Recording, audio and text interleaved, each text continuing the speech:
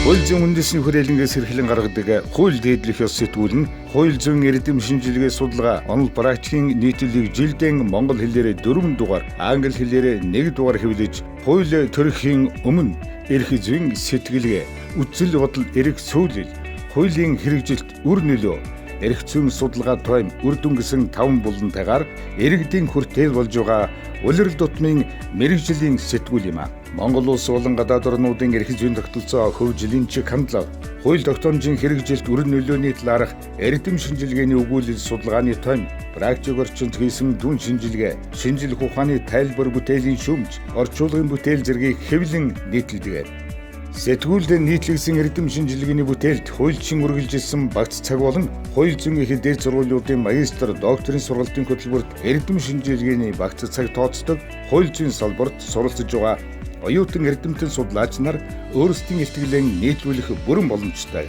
Та бүхнийг бидэнтэй хамтран ажиллахыг хүсье. Хууль зүйн үндэсний хүрээлэн